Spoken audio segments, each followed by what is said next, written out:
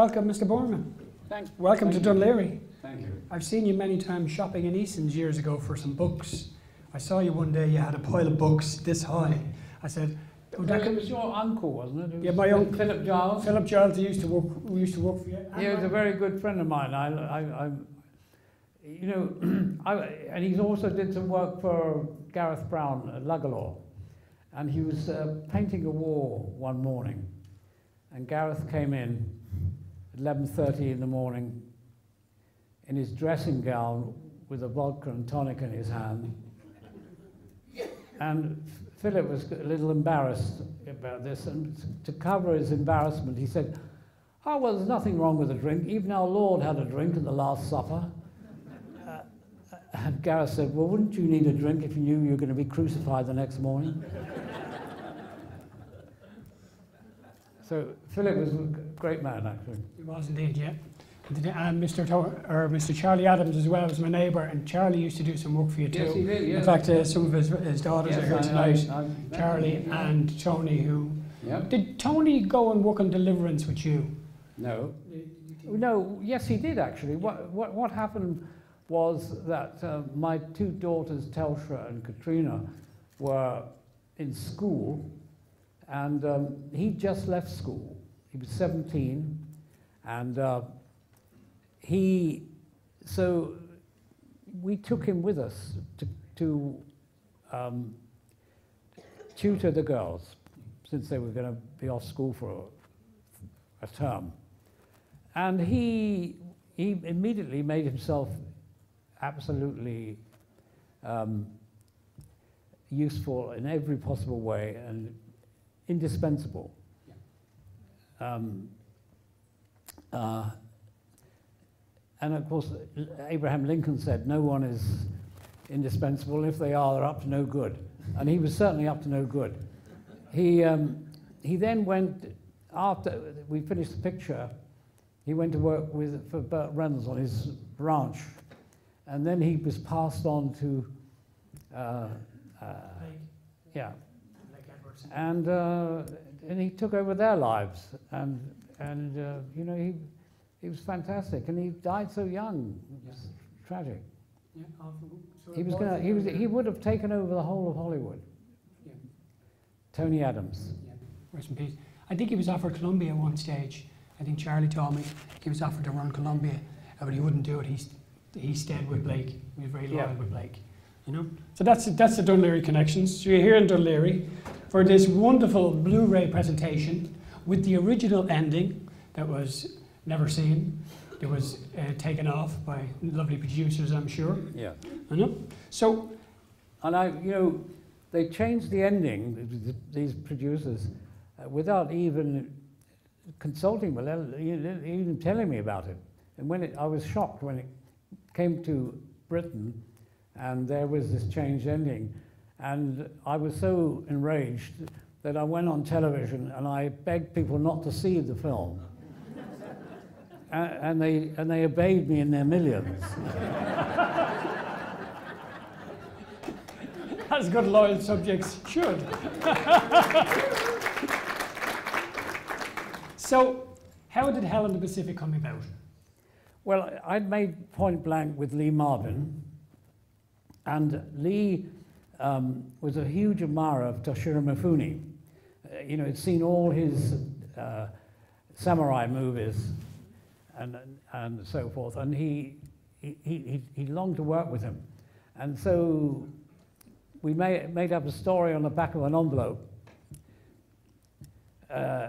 Lee would be a pilot shot down in a naval battle, and Mifune would be a naval officer shipwrecked in the same battle, and they both land up in this tiny island, and they fight out the war in miniature.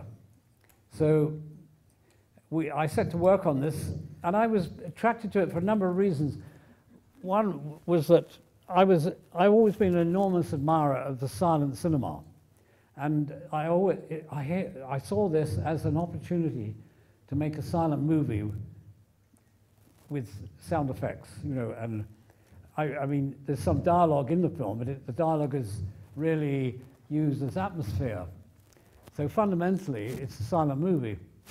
And, well, so I was young and foolish. I could have made it on a beach in Hawaii, actually. But I was determined to find this remote island, and I set out looking all over the South Seas for an island which didn't have palm trees on it, because I felt that, you know, you see palm trees, you think coconuts, you think everything's fine. And so I wanted to find an island in the Pacific, South Pacific, that didn't have coconut trees. And I eventually found one in this archipelago of Palau, where they had a disease, and the coconut trees, it's all booming over there, isn't it? Can you hear all right, is it? Yeah. So all the coconut trees had died. And now, it was so remote that I had to charter a ship, and we had to live on this ship, anchored off this island, and we had tank landing craft that we used to go to work in the tank landing craft onto the beach every day. So I had a largely Japanese crew, and a few Americans, and we had a Chinese ship from Taiwan. So a Chinese ship, a Japanese crew, and me and a couple of Americans. I mean, I was looking for trouble. And of course, the Chinese on the ship hated the Japanese, and everybody hated the Americans. And I expect they all came to hate me. So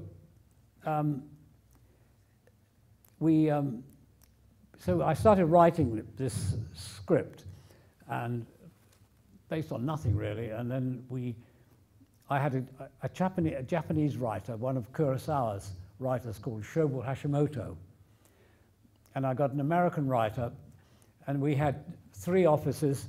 I was in the middle. We'd plot out a scene, and then they both go off and write it. Then we translate it from Japanese into English and English into Japanese, and we plodded on. It took us ages. And I went out to Japan several times, but I went out, I hadn't finished the script. And I thought, I know, I'm going to ask Kurosawa if he has any ideas about an ending. So I went to see him. I told him the story. 2 men are marooned on this island, 1 Japanese, 1 American, and they fight out the war in miniature. And I said, but I haven't got an ending. Do you have any ideas? So Kurosawa pondered there. He nodded and thought carefully for a few minutes. I waited patiently, and then he said, "They meet a girl." So he saw my look of despair, you know, on my face, and he roared with laughter. And, you know, he was just teasing me. And so never really found an ending, and a satisfactory ending, although I was inspired by the T.S. Eliot line, that's the way the world ends, not with a bang but a whimper. So it does end with a bit of a whimper. It was much too wimpy for the producers. Yep. So they changed it. Anyway, that's how the thing originated. Yeah. And on paper, it seems like the easiest movie ever to cast. 2 parts. So did they get on with each other themselves? Because they were both World War veterans on either side. Well, Mifune didn't see much action. His job, he was a quartermaster, and he specialized in giving sake to kamikaze pilots. And Lee was very much a warrior.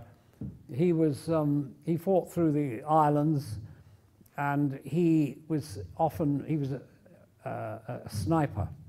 So he was often landed at night in a rubber boat, and he would get into the interior of the island they were about to invade, and he'd hide himself and behind the Japanese lines, so that when the Americans landed, the Japanese find they were being shot at from behind as well as from the front. So this was a very daring and dangerous job. And Lee was very much brutalized by it. He was a young 18-year-old, and he was really brutalized by the war. And anyway, he was. So we arrived there, and there were these underlying tensions. Now, one of the problems, the big problem I had was with Mifune, because Shobu Hashimoto, who was one, who'd been writing with us, at one point he said to me, he said, could I, he was a gambler, he wanted to go to Las Vegas. He said, could I go off for a couple of weeks and do a draft on my own? So I said, okay. And he came back and gave me this draft, and I read it, we translated it, I read it, and he didn't change any of the scenes, but what he did was he changed the character of Mifune. He made him into the sort of clown that he plays in The Seven Samurai. And I said, oh God, no, this is completely wrong, forget about it. He said, okay. And we went on with the script that we were doing. Now, it seemed that either accidentally or maliciously, he gave his draft to Mifune. So when we got out there and started in the first scene, I was horrified with Mifune acting the fool. And so I said, no, not like that. And now, I was now in the position of correcting him in front of this Japanese crew. It was a huge loss of face. So I told him how I wanted him to do it through an interpreter, and he did the next take, and he did it exactly the same as the way. And I said, no, do it the way I told you. We did third take, he didn't shift his at all. So after 5 or 6 takes, I just closed up the day, went back to the ship, and spent the whole evening, the whole night, arguing with him and about how it should be. And every new scene we came to, I had the same problem of having to correct him, and he refusing to change, and not wanting to lose face in front of his crew, Japanese crew. And it went on like that. We got behind schedule, and it was just a fight. And of course, we were always working through this interpreter. And the interpreter, I would get pissed off, and I'd say something to just tell him to get shaped up and do what I'm telling him. So the interpreter would say, well, I couldn't say that to him. Couldn't you express it in a little more polite way?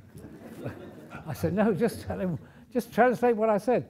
So he would translate it, and Mifune would then scream at the interpreter and turn from time to time and smile at me, as though I had nothing to do with it.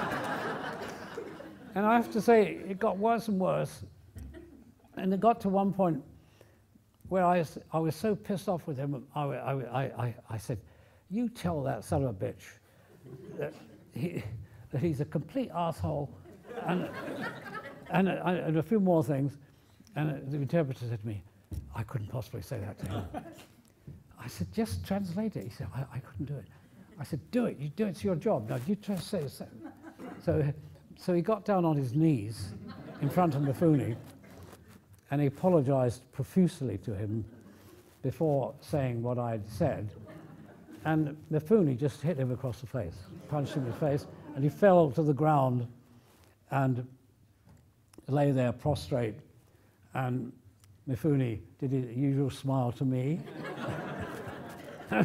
And it was so bad, we got so far behind, and eventually these producers came over. It took them about a week to get there, and they went. And Lee, of course, this whole time, it was so slow that he was. By the time I got Mifune into shape, Lee was drunk at the other end of the beach. So the producers went to Lee and said, "Look, you know that Boorman and Mifune are not getting on, and we're going to replace him." So Lee was very upset about that, but he reluctantly agreed. And they went to Mifune and they said, "Well, you'll be glad to hear that we're going to replace Boorman as director." So Mifune said, "I couldn't agree to that." And they said, what do you mean you couldn't? You hate him. You don't get on. You're having terrible problems. He said, "Yeah." But he said, "We went to the tea house and we made a toast in sake, and I agreed to do the film with him. So it's a matter of honor." They said, "Listen, hey, this is Hollywood. Honor doesn't come into it."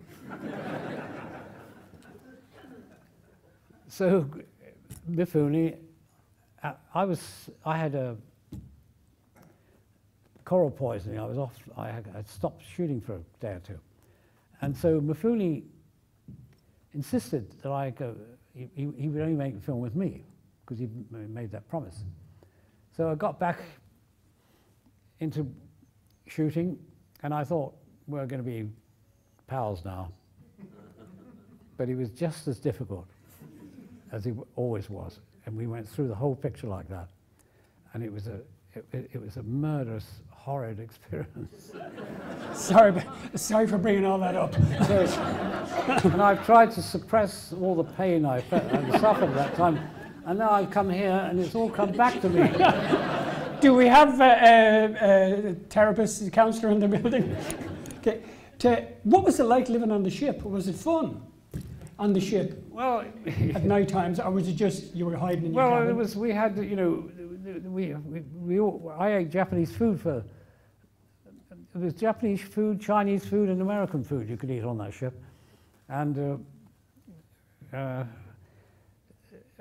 one night, one evening, Mifune started roaring and shouting. He came out from his cabin with a .22 rifle into the where we're the dining room, and shouting and pointing this gun, and everyone ducked down under the table. I was sitting next to Lee. Lee said, "Don't worry. Do you see what he's trying to load into the gun?" I said, "What's it?"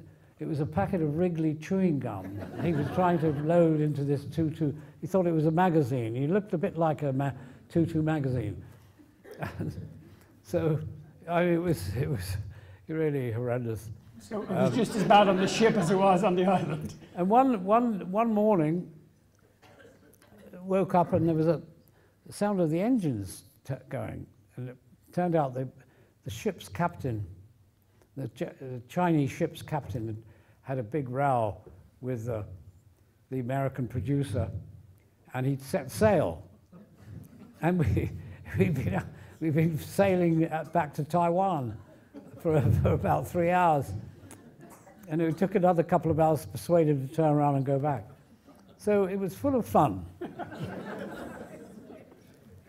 The film looks absolutely beautiful, especially on the new Blu-ray. And your director of photography was the brilliant Conrad Hall. Yeah. He was born in Tahiti, which came in handy since you were set on an island. And his father wrote Mutiny on the Bounty. Yes, his father wrote Mutiny on the Bounty. And Conrad Hall was brought up in Tahiti, and he he was one of the great cinematographers, and he was a terrific guy. And he went through that film with me we were two men in the trenches together, and he made a lot of. He done Butch Cassidy shortly afterwards. He done Butch Cassidy, which is another. And what he did, interestingly enough, what he did, every scene we shot, he shot the slate on either one or two stops overexposed, because he was planning to do Butch Cassidy and doing using overexposing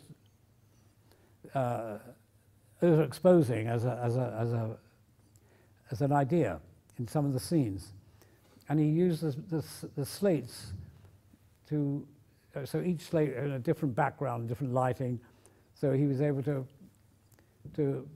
figure out how it would look. Yeah, because on Butch Cassidy. The late 60s, early 70s, they were starting for that sheen and all the stuff and all like that. Of course, he went on to win Oscars for American Beauty and Road to Perdition as well. Wonderful DP. But he was, you know, he was great, and he's a terrific lighting man. But when I'd set a shot up, as soon as my back was turned, he'd move it 6 inches to the left or the right to make it his own, you know. And I pretended not to see. And your production designer was Tony Pratt, who's, I've done some research, his uncle was Boris Karloff. Well, and his father died in the Japanese PO war camp. Yes, yeah, that was another tension that was there. His father died on the building the Burma Road.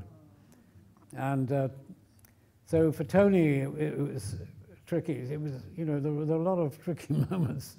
But Tony was, I employed Tony as a storyboard artist on the picture. And we worked for several months storyboarding a lot of the scenes. And Tony then, because we were working so closely together on the whole thing, I said, I'll tell you what, I'm going to make you a production designer. And that was his first job as a production designer. And subsequently, he's made a number of films with me, and also with other people. And he was a wonderful, wonderful man. He was, Tony was very inhibited about women, and got very embarrassed in their company, and never really had a girlfriend. And when Conrad Hall and Tony and I went out there recceing, and we were watching on the pier there. It was on Sunday morning, and these young girls had been to church, and they were all in their little frocks, cotton frocks, and they jumped into the lagoon, holding their frocks wide, so they would float. They would trap the air in their frocks, and they would float like little petals on the water. It was delightful. And one of these girls was about 17. She was fishing, and she with a harpoon, and she came up with a fish in her mouth. And the three of us, Conrad Hall, I, and Tony Pratt, were standing on watching, and she swam over to us, and she looked at each of us carefully, and then she put the fish, she dropped the fish at Tony's feet. And he said, he was terribly English, he said, "Oh, very kind, thanks so much." And he then she got up and took him by the hands and led him off. And we didn't see him till the next day. He was a changed man. Because the women ran everything. It was a matriarchal society, wasn't it? The women ran everything on the islands. Yes, Palau, oddly enough, was a matriarchal society. And men couldn't own land. They had their canoes and their fishing boats, and the women owned the land, and the children took the woman's name, not the father's name, and the women had a council who ran the island. Wonderful.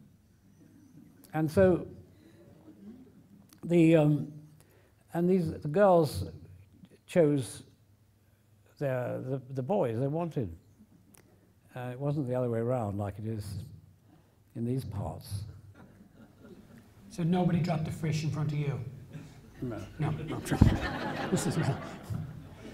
So the movie, as you were saying early on, it was your chance to make a silent movie nearly.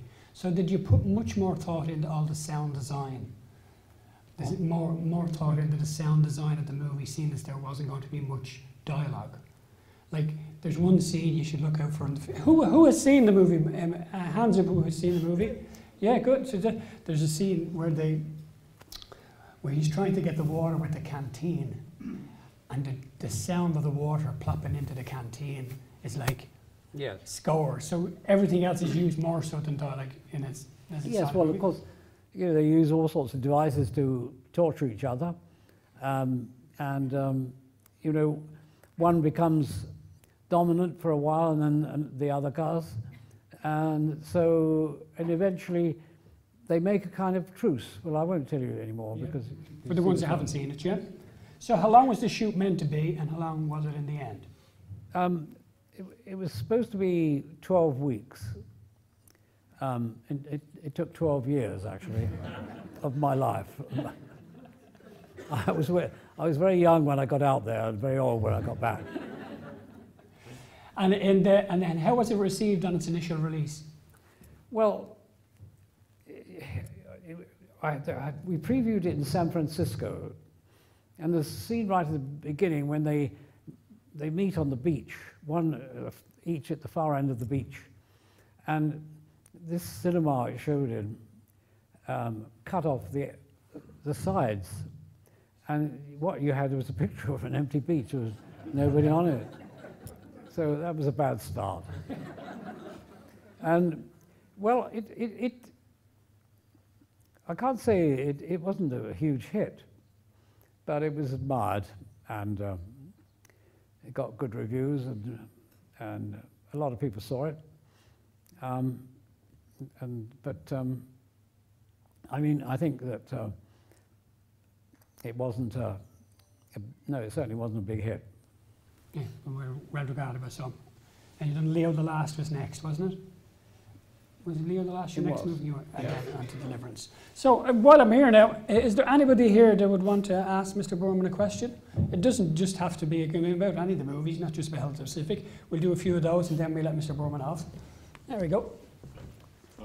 Just wondering, having watched the movie again last night, the final scenes on the island, Use the mic. the occupied island, was that an existing structure on a real island that was dressed for the movie, or was it built from scratch? Yeah, no, that was when they set off on the raft, they come to this other island where there had been a battle, and there was a Japanese camp there which had been abandoned, and the Americans had overrun it. So that was already. I found that on another island nearby. Okay, anyone else down the back? Yeah, James. Just wondering, your movies, certainly in the 70s, were considered very racy and cutting edge. I was wondering, at that stage, did you have a lot of trouble with censors, the way you, from nudity to with censors? Yes. Well, with Deliverance, I did, yes.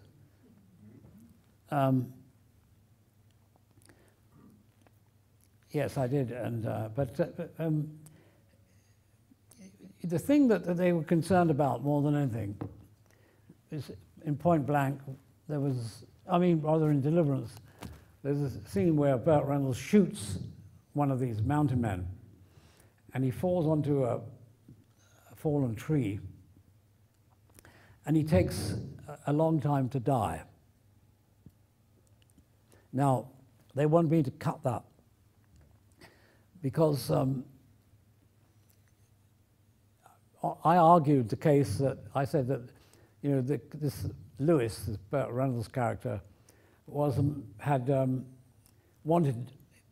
wanted so badly to kill somebody, and what I'd wanted to do was confront him with the reality of death and dying, rather than like a Western where you know, the Indian gets shot and falls off his horse and falls out of shot. And I argued that it was important that he be confronted by the reality of dying, and eventually I prevailed. Yeah. That seems to be your most hellish movie experience. What was your most pleasurable? What was the movie you had most fun making?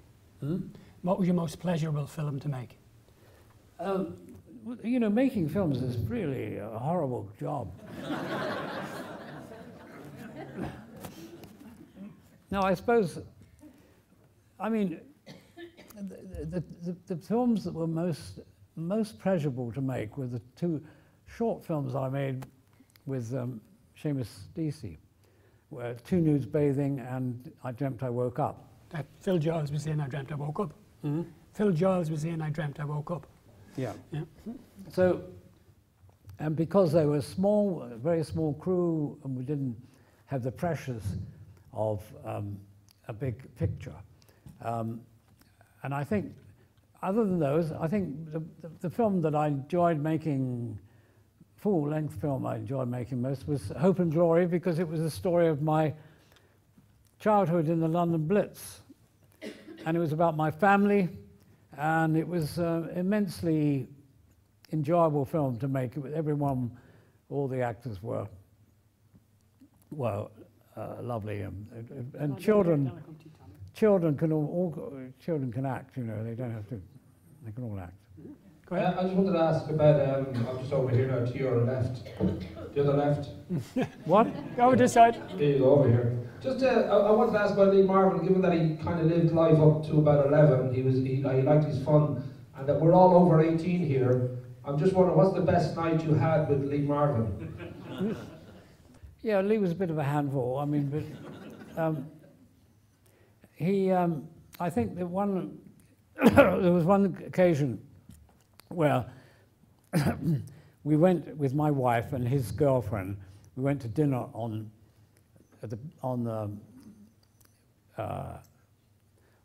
the beach, on the pier at in LA there, and he got very drunk, and so we came out.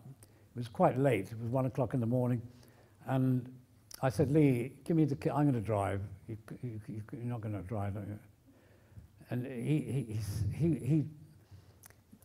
didn't like the idea at all, and we argued for a bit, and I tried to get the keys from him, and he held them back, and we argued and fought for a little bit there, and finally I got the keys, and to save face, he wouldn't get in the car. He climbed up onto the roof. There's a roof rack. It was his old Buick, and so he wouldn't come down. So I got in. I drove slowly down the pier to the road, to the Pacific Coast Highway, and I got to the bottom. I thought the cool air will sober him up, and so I stopped and I got out. I said, "Come on, Lee, get in, get in." He said, "No, fuck you."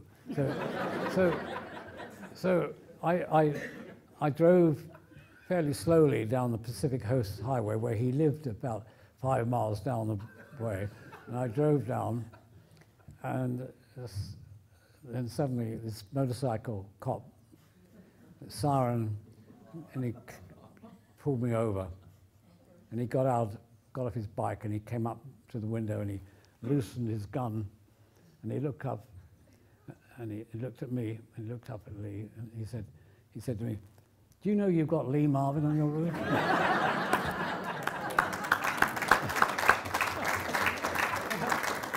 Tommy O'Neill. Hi, Mr. Boorman. Is it true that you know, when Lee was being cast in that role, that there was a stipulation that he shouldn't go near the booze, or was that point blank? Was one of them where he ended up getting the booze through the keyhole in the hotel or something? And the other question is, are you going to make another movie? Is it true that Lee Marvin had to be fed through a straw, through the door for some booze, and he wants to know, are you going to make another movie? Well, Lee never drank during the week when we were shooting. We did a 5-day week. He drank at the weekends, but he never drank during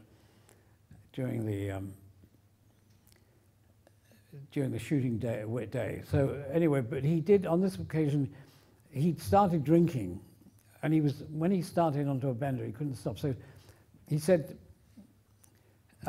"Just lock me into this room, and I won't be able to have no alcohol in the room, and lock me in and let me out in the morning."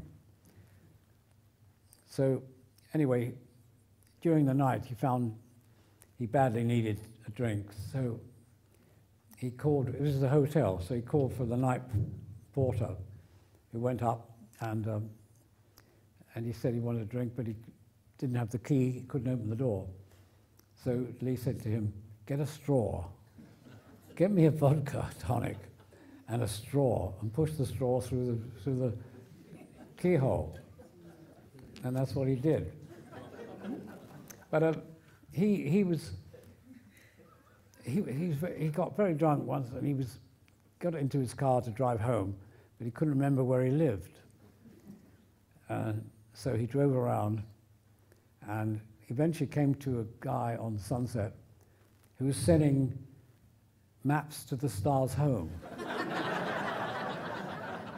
So he bought one of these. And he looked at it all. He looked at it. He couldn't. He wasn't on it. He wasn't on it. So he went to sleep in the car for a couple of hours, and when he woke up, he could remember where he lived. And he drove to the house, got out. Found he didn't have a key. He hammered on the door, rang the bell, and this woman answered the door, and he said, "What are you doing in my house?" She said, "I bought it from you 6 months ago." And Tommy's other question was, are you going to make another movie? Not if I can help it. Okay. And there was this lady here, one last question here. Hi, you've made a lot of wonderful films. I'm wondering if over the course of your career, was there any film that you wanted to make, or project that just for some reason didn't pan out for you? The ones that got away, the ones you wanted to make but never could. Yeah. Yes, there are quite a few of those. I think I've spent more time on films I haven't made than on ones I have, because there are so many reasons why a film should not be made.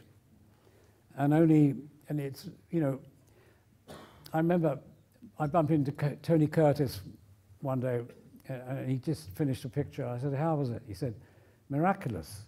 I said, "Really? It's great." He said, "Any film that gets finished is miraculous." And I'm inclined to think that's true. Well, thank you very much. Thank you very much.